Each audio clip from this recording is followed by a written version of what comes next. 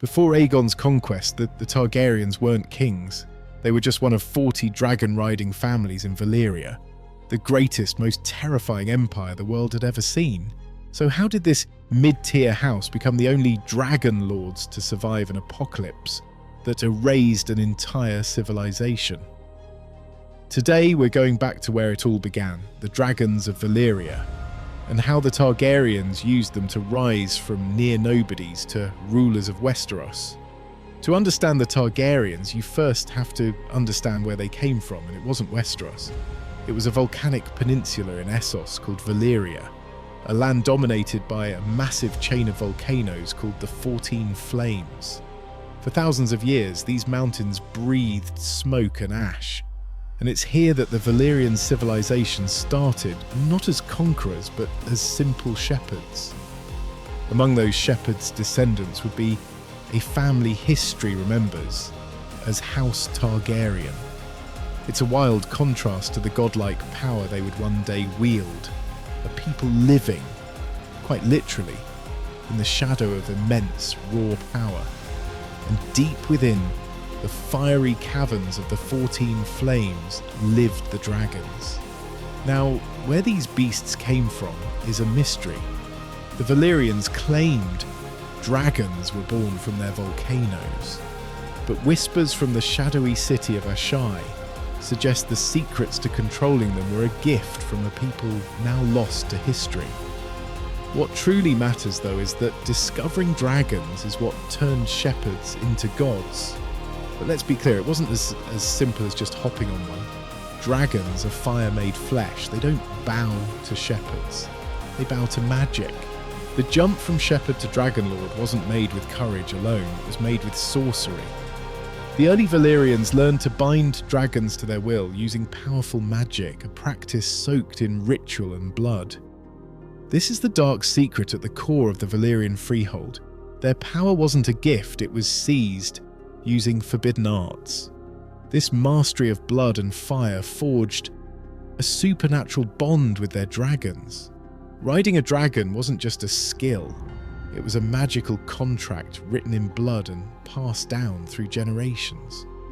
Imagine a Valyrian lord, silver-haired and violet-eyed, placing a hand on the scaled hide of a beast like Balerion, their shared bloodline creating a link that no whip or chain could ever replicate.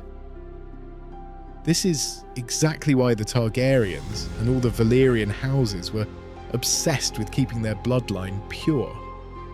That famous silver-gold hair and purple eyes weren't just family traits, they were markers of their magical inheritance. This is why, thousands of years later, the Targaryens are still marrying brother to sister. It isn't just arrogance, it's a desperate attempt to keep that dragon-binding magic alive. They created magical horns that could supposedly command dragons and dragon-hide whips that couldn't be burned. The dragons themselves became divine figures. Great beasts like Balerion, Vargar and Meraxes were named after the gods of old Valyria, blurring the line between a mount and a deity. These weren't pets, they were partners in conquest, and for 5,000 years nobody dared to challenge them. Armed with wings and fire, the Valyrians exploded out of their homeland. Their expansion was lightning fast and unbelievably brutal. The first major civilization to fall was the ancient Giscari Empire. The Giscari fought 5 great wars against the Valyrians, and they lost every single one. In the final war, the Valyrians unleashed the full horror of their dragons, burning the capital, Old Giz, so completely that they sowed the fields with salt, sulphur and skulls to make sure nothing would ever grow there again. This was the moment the world realised no army could stand against dragons. With their main rival literally reduced to dust, Valyria became the undisputed superpower. It wasn't a kingdom, but a freehold, an aristocratic republic run by about 40 noble families. These were the dragonlords, the families with the dragons, the money and the magic. Inside the capital city, Valyria, these 40 families were locked in a constant, savage political game. Power was measured by how many dragons you had, how much wealth you controlled, and how potent your family's magic was. But this shining civilization was built on staggering cruelty. The entire Valyrian economy ran on the backs of millions of slaves. For every free Valyrian living in luxury, 100 slaves died in misery, digging for gold in the suffocating mines beneath the 14 flames, their lungs searing with every breath. The Freehold was a paradise built on top of a hell. And in this grand and terrible society, House Targaryen played its small part. In the cutthroat political world of Valyria, House Targaryen was on the scene, but they were far from the most powerful players. If the 40 dragonlord families were the pillars of the Freehold, the Targaryens were a secondary support beam. They were nobles, they were dragonlords, but in Valyria they were strictly mid-tier. Calling them mid-tier is almost insulting. They commanded 5 dragons. In any other land they'd be living gods, but in Valyria that barely got them a seat at the big table. Power in the Freehold was a direct reflection of a family's assets. The top houses might have controlled dozens of dragons.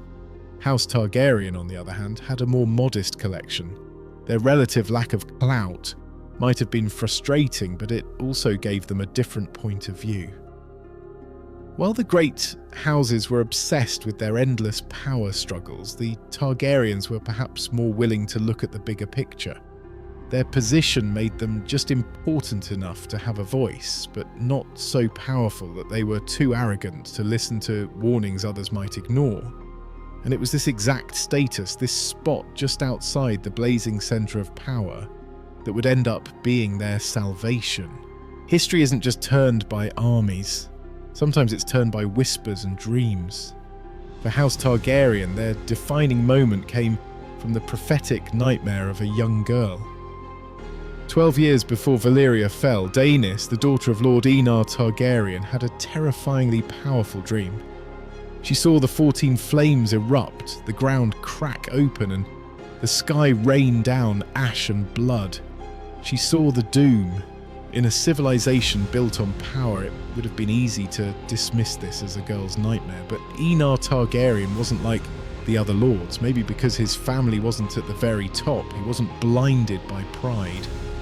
He listened to his daughter, and he believed her, so he made a decision that his peers saw as an act of pure cowardice.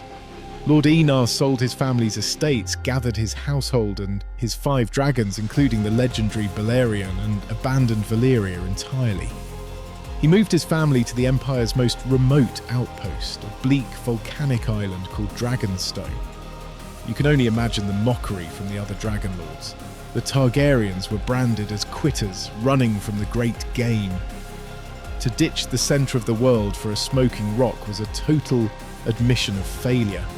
For 12 long years, the Targaryens lived in self-imposed exile. But Daenys the Dreamer had not been wrong. She had just been early. It's a chilling parallel, as centuries later, another Targaryen would have a prophetic dream about a long night, a warning that would shape the future of Westeros. About 100 years before Aegon's conquest, the prophecy of Daenys the Dreamer came true with a violence that defies imagination.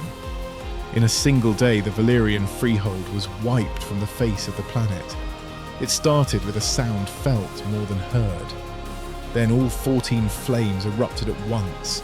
This wasn't just a disaster, it was an apocalypse. The land itself cracked open and swallowed cities whole.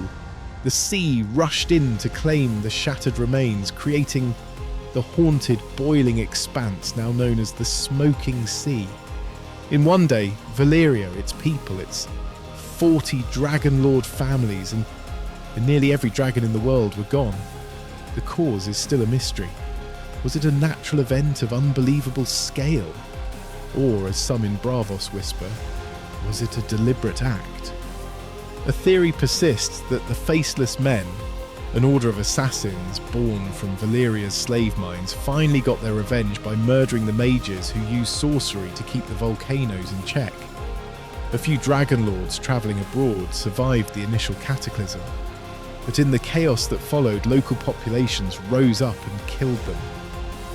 One dragonlord named Orion declared himself Emperor of Valyria and led an army to reclaim the ruins. If even one dragonlord could have reclaimed Valyria, it would have been him. But he, his army, and his dragon were never seen again, a testament to how final the doom truly was. When the ash settled, House Targaryen stood alone. The great houses that had mocked them were now just dust. Their mighty dragons were charred skeletons. The Targaryens, once a minor house, were now the sole inheritors of Valyria's legacy. They were the last dragonlords in the world. Of the 5 dragons they had brought from Valyria, only Balerion the Black Dread survived. But before the others died, they left eggs from which hatched Varga and Meraxes, 3 dragons, all in the hands of a single family. It was a tiny fraction of the power the Freehold once wielded, but in a world that now had no other dragons, it was more than enough. The 100 years that followed became known as the Century of Blood, as Essos collapsed into chaos and the free cities warred for dominance. From their perch on Dragonstone, the Targaryens watched, biding their time. They were survivors, and that's the world Aegon Targaryen was born into, a world without Valyria, without rivals, and with only 3 dragons left, born on this lonely, windswept frontier. He looked not to the past and the smouldering ruins of his ancestors, but to the west, to the green, fractured lands of Westeros. The story of the early Targaryens is a lesson in how history can turn on a dime. They weren't the strongest or richest of the dragonlords. They were a minor house who made a choice based on faith in a daughter's nightmare. That single act of listening saved them from total destruction and transformed them from a footnote into the authors of a new empire. From the bleak, smoking rock of Dragonstone, Aegon and his sisters would launch their incredible conquest using the world's last 3 dragons to forge the Iron Throne. From here, they turned survival into conquest. If you want to see how the last dragonlords actually forged the 7 kingdoms, watch my full breakdown of every Targaryen king in order. I'll link it on screen and in the description. But the central mystery remains. Do you think the doom was a natural disaster or a planned assassination? And if it was deliberate, who do you think pulled it off? Rogue Valyrian mages, the faceless men, or someone even darker we haven't met yet?